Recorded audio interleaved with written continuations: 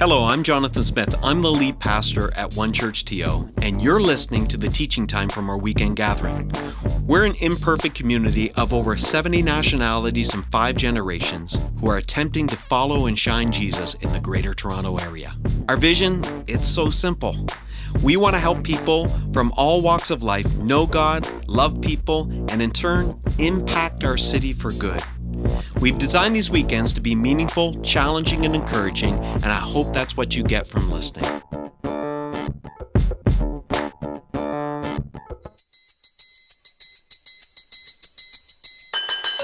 Shout, shout, let it all out. These are the things I can do without. Come on, I'm talking to you. Come on.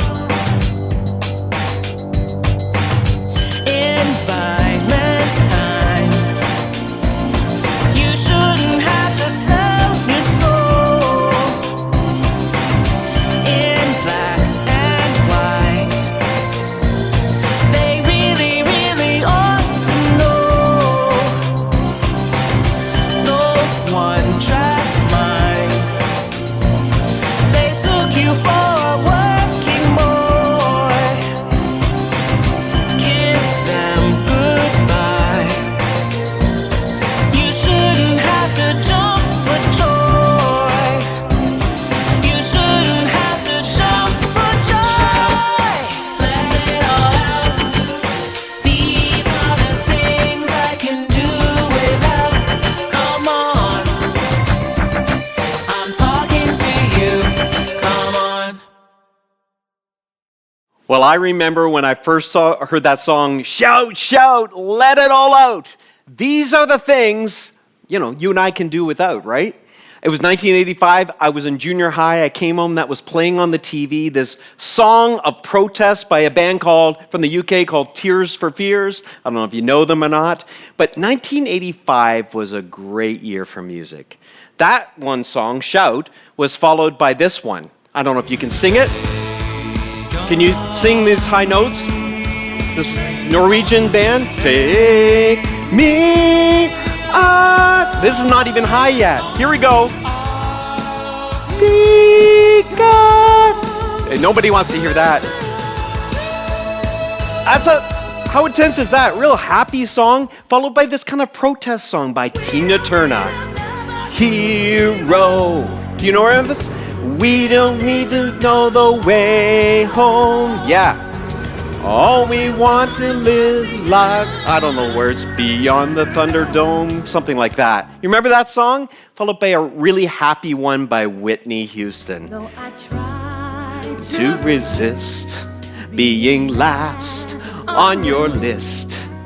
but no Dun, ba- man's gonna do. Can't sing like Whitney. So I'm saving all my love for you. You remember that song?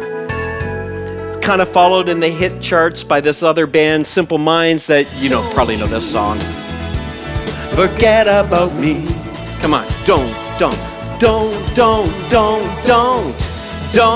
you forget about me. Songs of joy, songs of lament. Lament is protest and grieving and shouting and anger and joy and love, all intermingled. Well, as Pastor Stephanie mentioned, we're in this series, Is It Okay to Yell at God, is what we're exploring today. And, I'm going to cut right to the chase, and I'm going to tell you, yeah, it's okay. Actually, he invites that. But this mixture of music and songs kind of echoes the rhythm of all of our lives. In fact, there was a study that says out of the University of Michigan that we really like our happy songs, but we love our sad ones. In fact, on average, the average person listens to one of their happy songs about 175 times. That's a lot, right? A lot of replay moments. Sad songs, on average, over 800 times. Why? Why more the sad than the glad? Well, because at one level, you notice, feel, and experience dissonance more acutely than you notice, feel, or experience resonance. And the reason being is when something resonates with us, it's the way it should be. This is the way we want to see the world, the way we want to feel it and experience the world. So resonation or be resonating with us is much more, it's muted compared to the dissonance, which is alarming to us. So, we all want that world. We want a world that's a just world, right? No more misogyny, no more racism, no more poverty. Wouldn't that be amazing? We want a world that is a healthy world. No more sickness, no more pain, no more pandemics, no more disabilities, no more delays. And we certainly want a kinder world. No more fighting, no more war, no more hatred. And that resonates with us, and it resonates with every human being. Why on your social media feeds do you hear such protest when people don't see that in the world? Because we all have the shadow of the Garden of Eden baked into us. We are made in God's image, marred and changed by the brokenness of this world and the sinfulness in all of us. But nonetheless, the shadow of Eden's in us. And if you're a follower of Jesus, you have the promise of Exodus right in front of you. So all of that makes it more acute that when the soundtrack of exile begins to play in our life, we get angry. We feel abandoned. We feel like we need to resist it. We feel all alone. We get discouraged. We just want to yell. Yell at God, yell at others. And we're invited to, actually. We find ourselves in places of joy and sorrow, pain and promise. The Apostle Paul put it this way. He said these words, "We serve God whether people honor us or despise us." So in life, we need to stop being shocked when we experience one of those, because we're going to experience both of those in this life. Whether they slander us or praise us. Again, we're going to experience both of those things. Why? Because we're in exile and Exodus at the same time. We are honest, but they call us imposters. We are ignored even though we are well known. We live close to death, but we are still alive. We have been beaten, but we have not been killed. Our hearts ache, listen to this, but we always have joy. That tension, exile and Exodus. We are poor, but we give spiritual riches to others. We own nothing, and yet we have everything. Paul's describing the lament and joy, the soundtrack of exile and what it feels like. And I think it's why so many people love the Psalms. One scholar put it this way, about a third of the Psalms are petitions. And we're usually pretty good at this. This is us asking God for stuff. Usually, this is a well-used muscle. About a third of the Psalms is thanksgiving for answered prayer, for great moments when God comes in. We're okay at this, not as good at petitions, but we're okay at this. We love songs of thanksgiving. And about a third of the Psalms are lament. And in Western Christianity, we're not very good at this. But this is really important. You might describe life in exile as the bittersweet. It's really a place of bittersweet. The Exodus element is sweet. It's the promise of God, the promise of heaven. It's the future hope we have. We're on the way out. But the life and existence, we live in exile. There's a bitterness in it. And as our souls resist exile, you need to understand, nothing is wasted in this moment. God uses everything to transform us, to lead us and change us, and to become deeper like the person of Jesus. In May 27th, 1992, in a place, the former Yugoslavia, there was in the city of Sarajevo, they were going through a war, just much like the people in Ukraine would be right now. And in this war, mortars and shells were falling down on the populace, but they had to go about their everyday lives. They had to get food, and they would queue up at bakeries to get bread because there was shortages everywhere. And normally they would return home to their loved ones, but not on May 27th, 1992. Mortar shells fell on a line that was where the people were lined up for the bakery, and 22 people lost their lives. Incredible, bitter scene. Destruction all around, senseless deaths. The next day, as the bakery opened up, the rubble all over from the previous day's mortar attack, and the residue of just what had happened there, a man showed up wearing a tuxedo. And he brought a plastic chair and he sat on that plastic chair in the middle of the rubble, and he began to play Adagio in G minor on the cello. This is the song.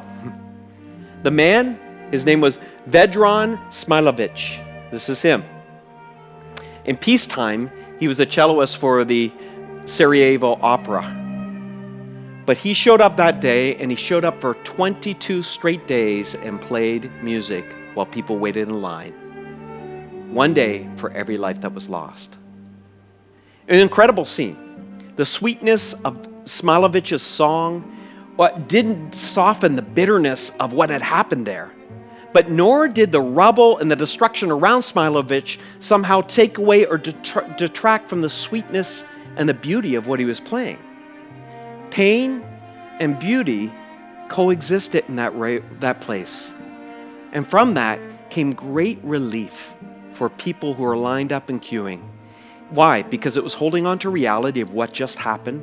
You could see it all around you. So it wasn't a place of denial, which is not healthy, but it was also holding on to beauty and a better future. I like that ancient Arabic saying that says this: there are in every life days of honey and days of onion.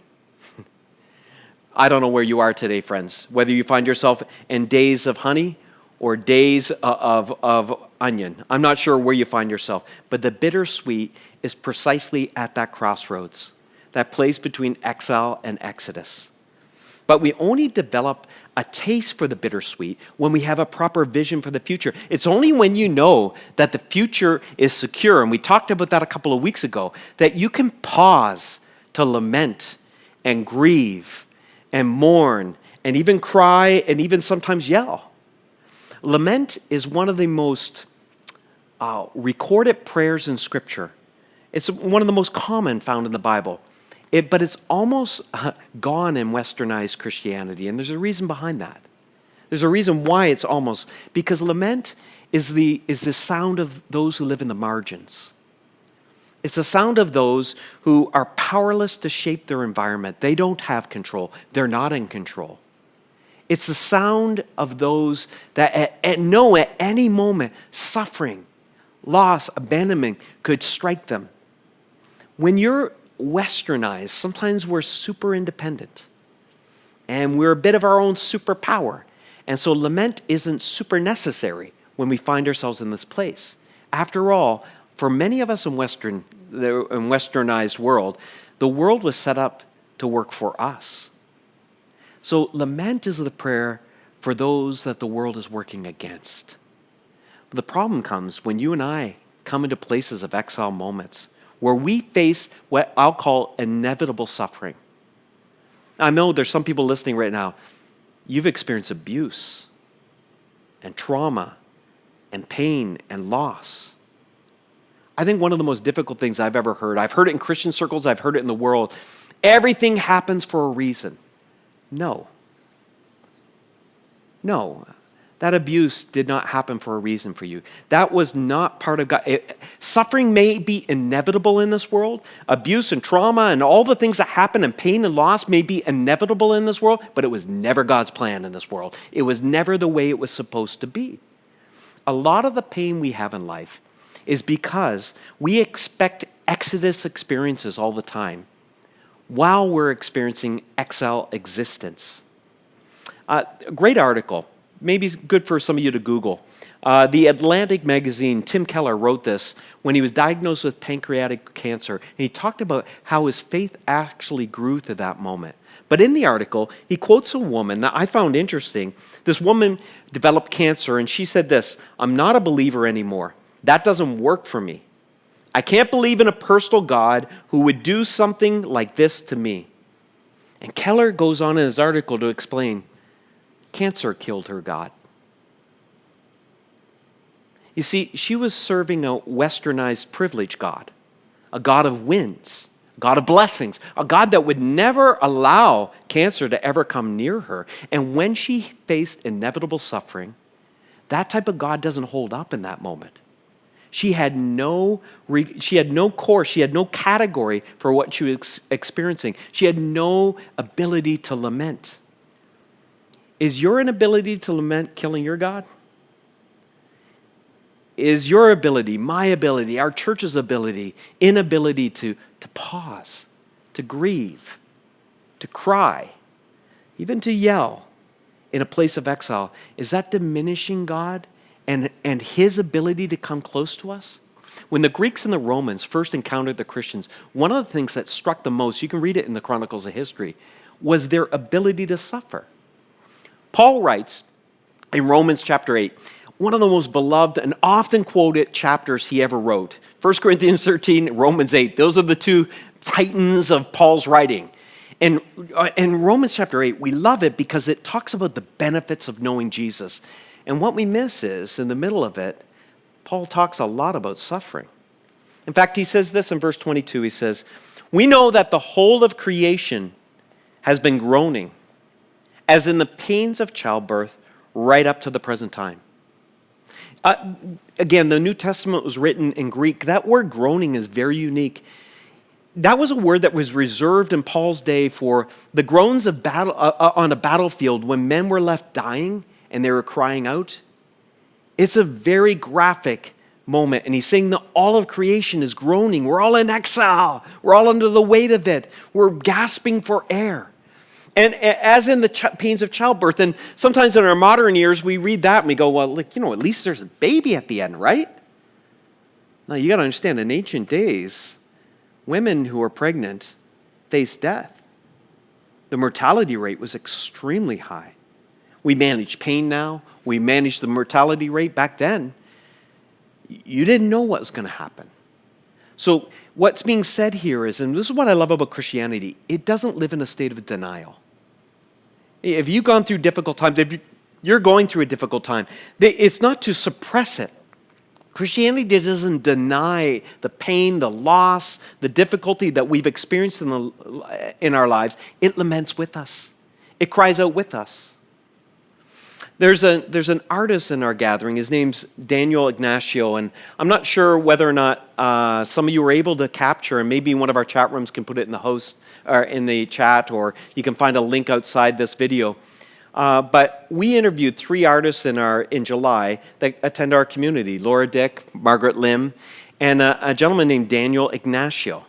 And Daniel created this painting, and it was out of a season of lament as we were coming out of COVID.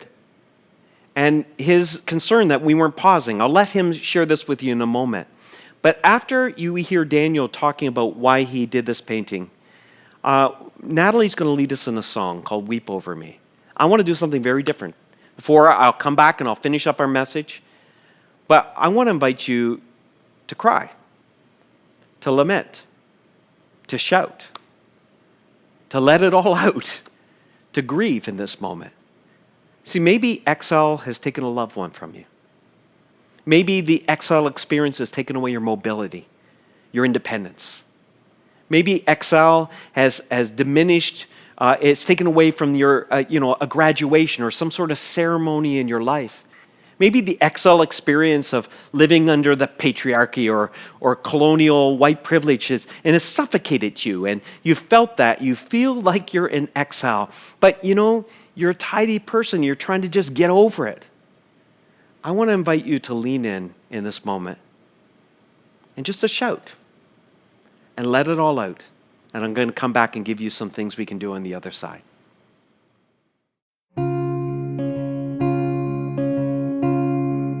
When I was making this piece, it was a moment where there's this public attitude that we're exiting the pandemic life, like the lockdowns and everything. But something wasn't right. Like, we haven't stopped and grieved. We haven't grieved the loss of life. But honestly, it's not just the loss of life. Like, if I ask you, what have you lost during those 2 years? It's not just people. It's time, opportunities. Yeah, and a lot of things. So it was a moment of reflection where let's kind of mourn a little bit maybe, and like before we move on too fast. So yeah, it was an emotional piece where there's this dystopian-ish kind of cityscape in the background, and then there's this figure in the foreground, just to give that dramatic kind of emotional state. So yeah, that's the meaning behind this piece.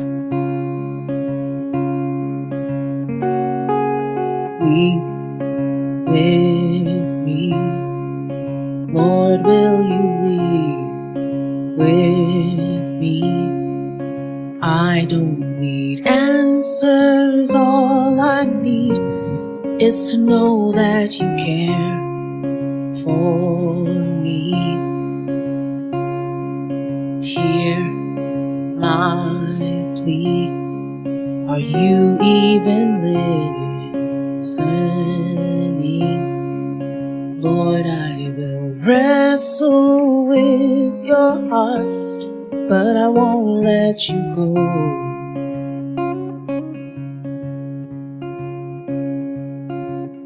You know I believe. Help my unbelief. Yet I will praise you. Yet I will sing of your name.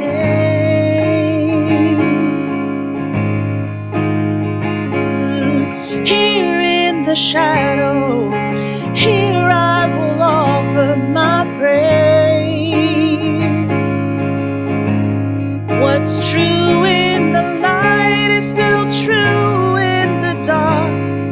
You're good and you're kind and you care for this heart. Lord, I believe. You weep with me.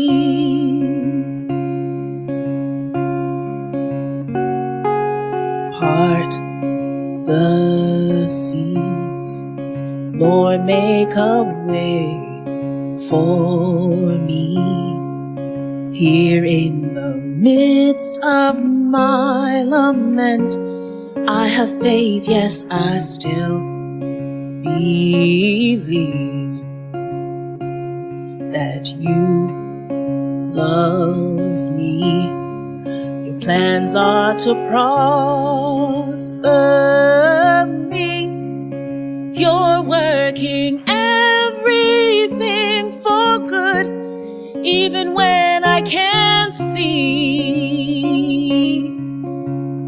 Oh Lord, you know I believe. Oh God, help my unbelief. And yet I will praise you.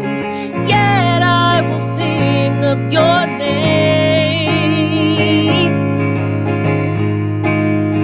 Oh, here in the shadows, here I will offer my praise. What's true in the light is still true in the dark. You're good and you're kind and you care for this heart. Lord, I believe. You weep with me. I believe it. Oh, turn my lament into a love song.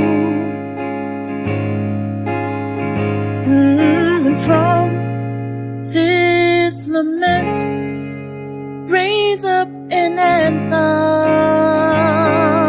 I'll sing it in the darkness. Turn my lament into a love song.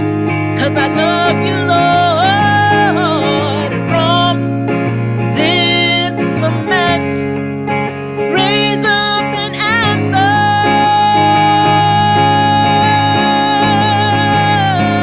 And yet I will praise you.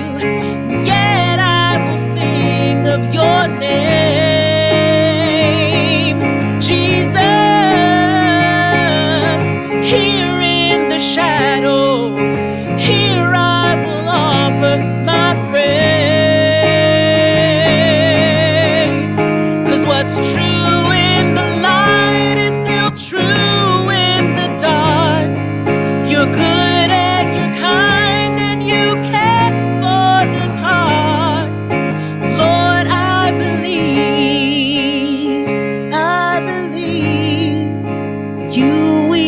me. You weep with me. Yeah, you weep with me.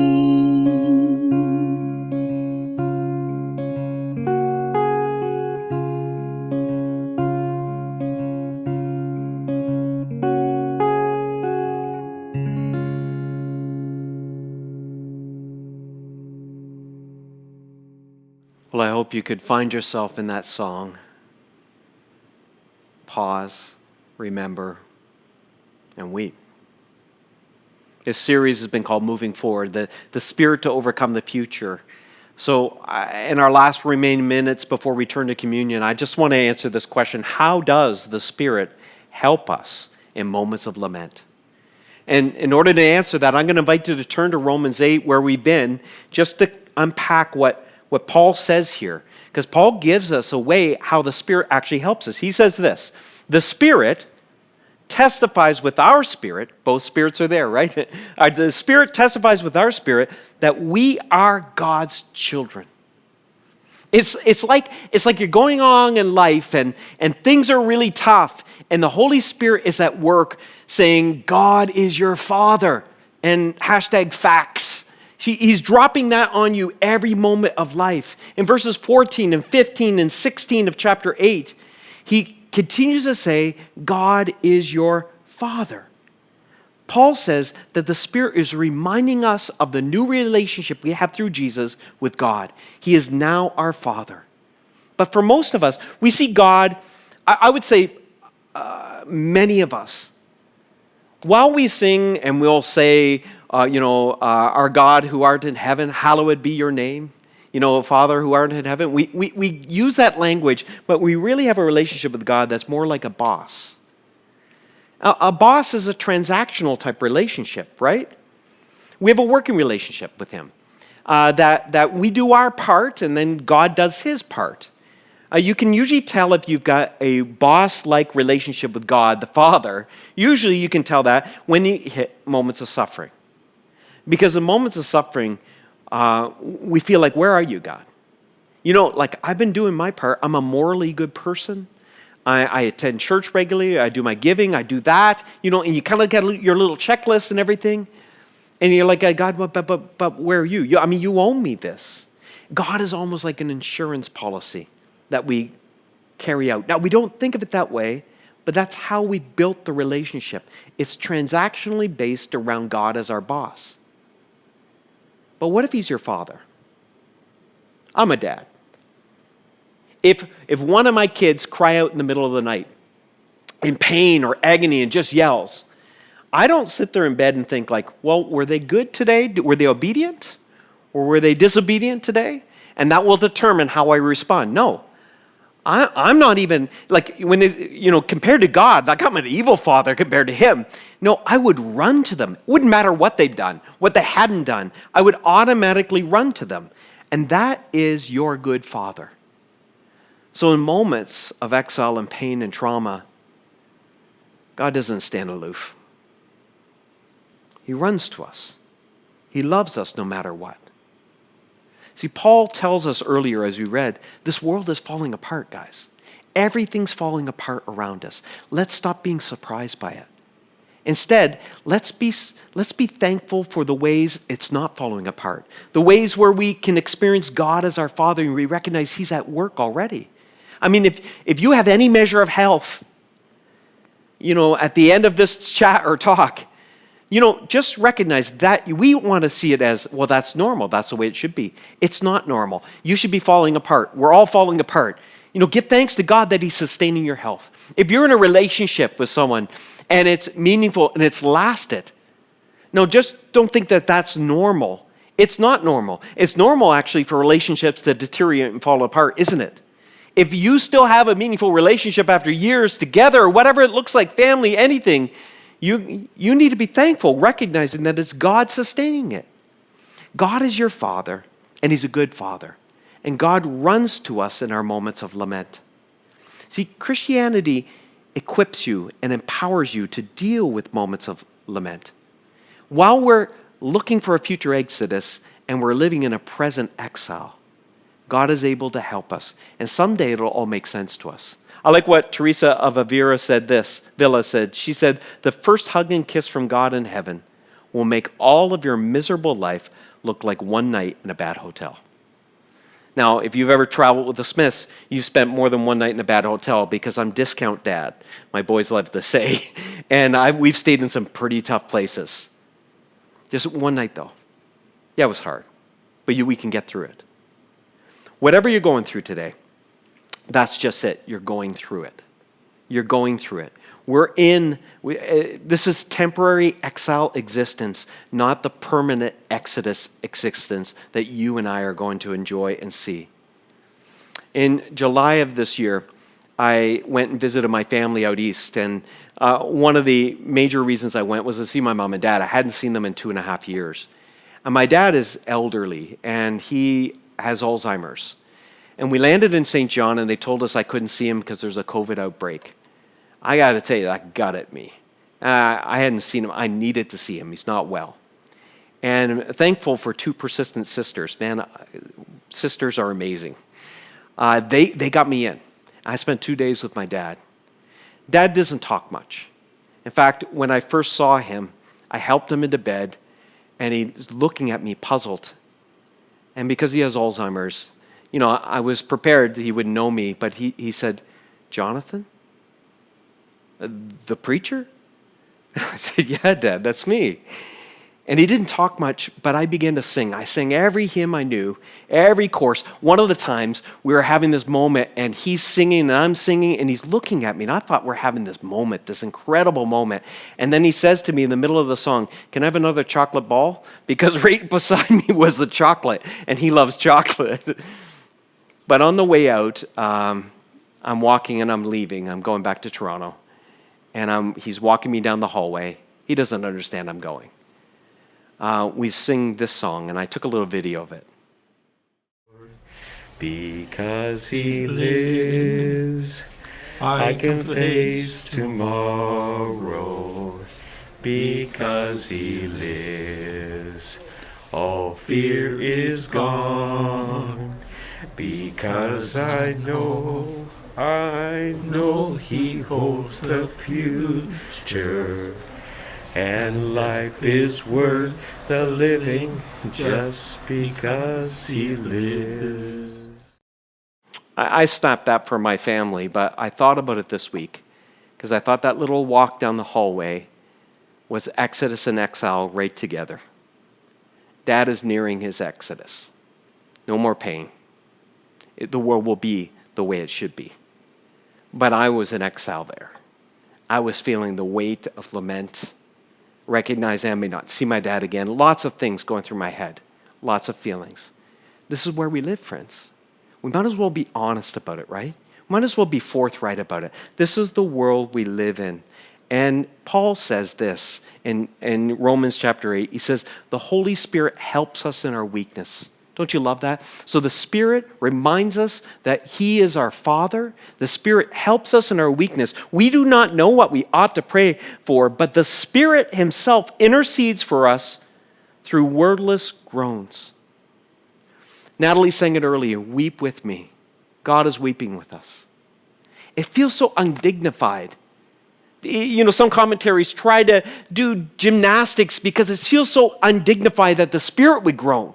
So they like to say the Spirit encourages us or is supporting us as we groan, but that's not what Paul says. Paul says that when you cry, God's Spirit is crying right with you. Every child that is lamenting, His Spirit is right there lamenting, groaning for what we're going through, for what we're experiencing in that moment. At first glance, that seems inappropriate for this God, but it shouldn't. It really shouldn't. For we serve a God, His name is Jesus, who Himself groaned. Do you remember Him on the cross? When in the moment where He felt all abandoned, in the middle of His suffering, in the middle of the chaos, and He says from Psalm 22 verse 1, He quotes, my God, why have you forsaken me? You know the rest of that verse? The rest of the verse that Jesus was quoting goes like this. my God, why have you forsaken me? Why are you so far from saving me? Why are you so far from the words of my groaning?" Friends, it's because of what Jesus did that we can be reminded that we're heirs, children of God. He's our Father, and He runs to us. His Spirit helps us in our weaknesses. His Spirit reminds us facts. You are His child. And His Spirit does something that we don't like to do. His Spirit sits in the mud of our pain and our lament and our anguish. And He reminds me there's another future coming. And He sits there with me.